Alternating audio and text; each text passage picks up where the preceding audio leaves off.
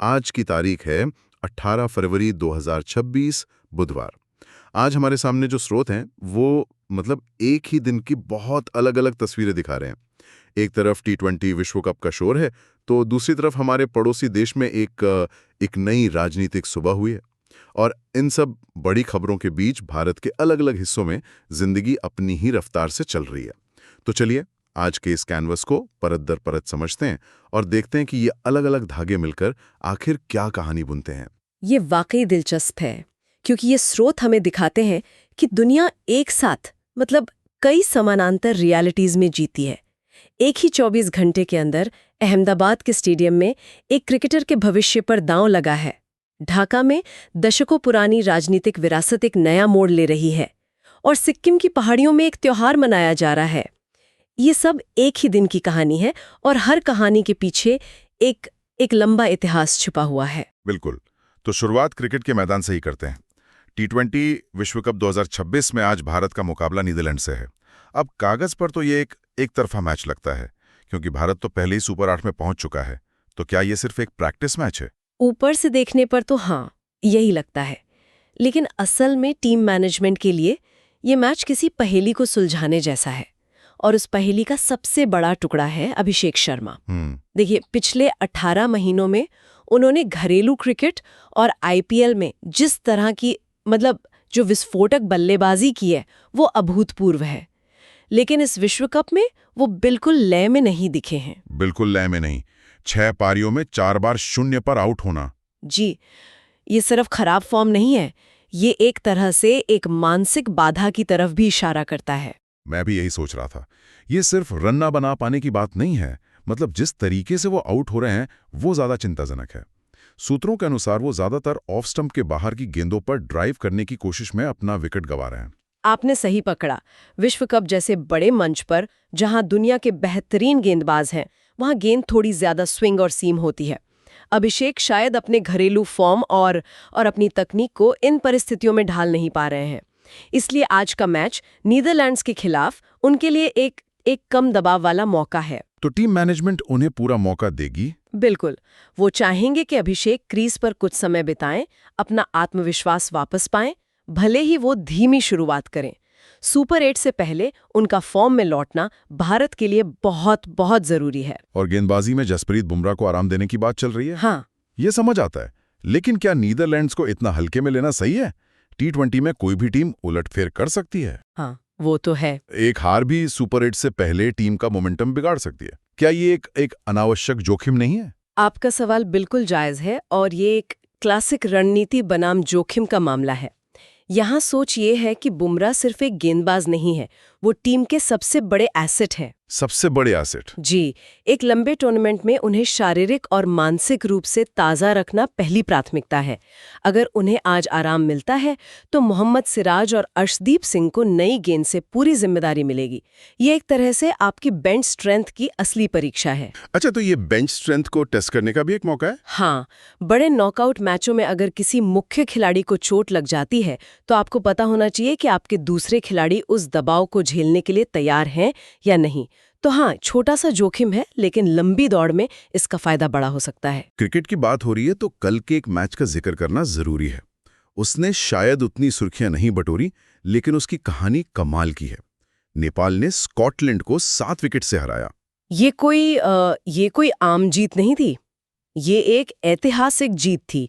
आंकड़ा ये है कि नेपाल ने 4352 दिनों के बाद टी20 विश्व कप में कोई मैच जीता है। 4352 दिन? जी, मैं तो सोच भी नहीं सकता। ये लगभग 12 साल हो गए। 12 साल।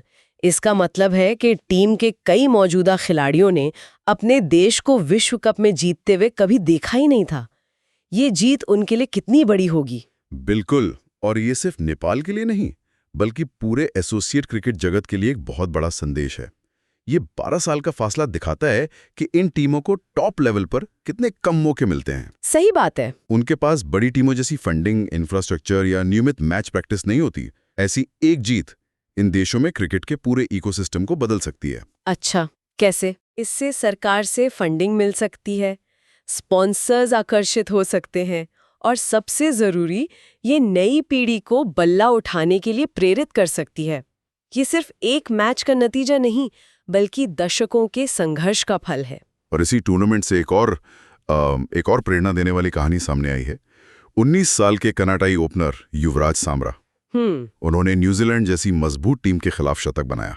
ये उन कहानियों में से हैं जो खेल को सिर्फ आंकड़ों से कहीं ज्यादा बना देती हैं। उनके पिता भारतीय क्रिकेटर युवराज सिंह के इतने बड़े प्रशंसक थे कि उन्होंने अपने बेटे का नाम ही युवराज रख दिया। अच्छा। और सिर्फ नाम ही नहीं रखा, बल्कि उसे बचपन से ही एक बाएं हाथ का बल्लेबाज बनने के लिए ट्रेनिंग दी। सोचिए, एक पिता का सपना जो वो शायद अपने लिए पूरा नहीं कर पाया, वो अब उसका बेटा दुनिया के सबसे बड़े मंच पर जी रहा है। ये कहानी है जुनून की, विरासत की और सपनों के पीढ़ी दर पीढ़ी सफर करने की। यही पैटर्न हमें राजनीति में भी देखने को मिलता है, जहां विरासत और नियति की बातें होती हैं। चलिए हमारे पड़ोसी देश बांग्लादेश की ओर देखते हैं, जहां एक बड़ा राजनीतिक परिवार सत्ता में वापसी कर रहा है। हाँ, बांग्लादेश में कल एक नए युग की शुरुआत हुई है। तारिक रहमान ने देश के 11वें प्रधानमंत्री के रूप में शपथ ली है। उनकी पार्टी BNP ने चुनावों में 2/3 बहुमत हासिल किया है। लेकिन ये खबर सिर्फ एक चुनावी जीत तक सीमित नहीं है। ये तारिक रहमान की एक असाधारण राजनीतिक वापसी की कहानी है, जो किसी फिल्मी पटकथा से कम नहीं लगती। असाधारण इसलिए क्योंकि उनका अतीत काफी विवादों से भरा रहा है ना? वो पूर्व राष्ट्रपति जियाउर रहमान और पूर्व प्रधानमंत्री खालिदा जिया के बेटे हैं, लेकिन उन पर गंभीर आरोप भी लगे थे। बिल्कुल। 2008 में जब शेख हसीना की अवामी लीग सत्ता में आई, तो तारिक रहमान अपनी सुरक्षा का हवाला देते हुए लंदन चले गए। स्वनिर्वासन में? जी, स्वनिर्वासन में रहने लगे। उनकी गैर मौजूदगी में शेख हसीना की सरकार ने उन पर कई मुकदमे चलाए। स्रोतों में कुल 84 मामलों का जिक्र है, जिनमें भ्रष्टाचार, मनी लॉन्ड्रिंग से लेकर 2004 के ढाका ग्रेनेड हमले जैसे मतलब बहुत गंभीर आरोप शामिल थे, और कई मामलों में उन्हें दोषी भी ठहराया गया था। 84 मामले? हाँ, ये तो एक अविश्वसनीय संख्या है। कोई व्यक्ति इतने कानूनी मामलों के बोझ के साथ राजनीति में कैसे वापसी कर सकता है, और वो भी सीधे प्रधानमंत्री के पद पर? यही इस कहानी का सबसे नाटकीय मोड़ है। उनकी पार्टी BNP हमेशा से इन सभी आरोपों को राजनीति से प्रेरित बताती आई। उनका तर्क था कि ये मुकदमे उन्हें राजनीति से दूर रखने की एक साजिश थे। फिर 2024 में राजनीतिक उथल-पुथल के बीच अवामी लीग की सरकार गिर गई। इसके बाद जो हुआ उसने सबको चौंका दिया। बांग्लादेश के उच्च न्यायालय में एक के बाद एक उन पर लगे सभी आरोपों को खारिज कर दिया और उन्हें बरी कर दिया। सभी आरोपों से? सभी आरोपों से। इसके बाद 2025 के अंत में वो एक नायक की तरह बांग्लादेश वापस लौटे। ये निर्वासन से सत्ता के शिखर तक पहुंचने की एक ऐसी कहानी है जो दक्षिण एशिया की राजनीति में बहुत कम देखने को मिलती है। और इस बड़े बदलाव पर भारत की प्रतिक्रिया क्या रही है? जाहिर है भारत के लिए बांग्लादेश एक बेहद महत्वपूर्ण पड़ोसी है। भारत ने बहुत सधी हुई और सकारात्मक प्रतिक्रिया दी है। भारतीय प्रधानमंत्री नरेंद्र मोदी ने तारिक रहमान को जीत के लिए बधाई दी और उन्हें भारत आने का निमंत्रण भी दिया है। अच्छा। जो पत्र भेजा गया है उसमें सिर्फ बधाई नहीं है, बल्कि भविष्य के सहयोग का एक तरह से खाका भी है। PM मोदी ने कहा कि यह जीत बांग्लादेश की जनता के नेतृत्व में विश्वास को दर्शाती है और भारत कनेक्टिविटी, व्यापार और टेक्नोलॉजी जैसे क्षेत्रों में द्विपक्षीय संबंधों को और मजबूत करने के लिए उत्सुक है। यह एक स्पष्ट संकेत है कि भारत अतीत को पीछे छोड़कर नई सरकार के साथ काम करने के लिए तैयार है। तो एक तरफ अंतर्राष्ट्रीय राजनीति की इतनी बड़ी बिसात बिछी है, लेकिन उसी समय भारत के अलग अलग कोनों में करोड़ों लोगों के लिए दिन का मतलब कुछ और ही है। जैसे कि आज 18 फरवरी को सिक्किम में सभी बैंक बंद हैं। हाँ, लोसर त्योहार की वजह से। लोसर? जी, ये तिब्बती बौद्ध समुदाय का नया साल है और ये हमें एक दिलचस्प बात याद दिलाता है।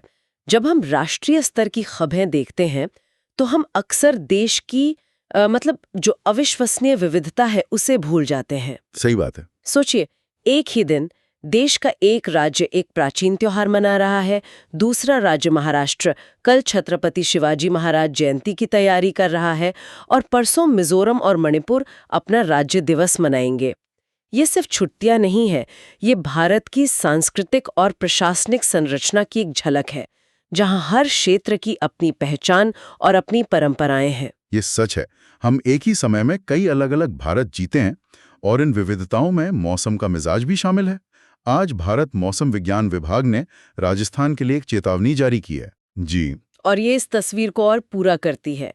पूर्वी और पश्चिमी राजस्थान में आज गरज के साथ बौछारें पड़ने और बिजली गिरने की संभावना है, और पूर्वी राजस्थान में तो ओलावृष्टि की भी चेतावनी है। ओलावृष्टि की भी। हाँ, अब जरा इस विरोधाभास को देखिए।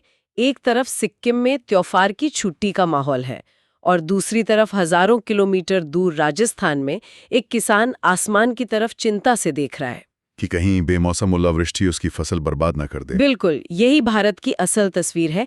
एक ही समय में कई अलग अलग वास्तविकताएं। तो आज हमने 18 फरवरी 2026 के दिन को कई नजरियों से देखा।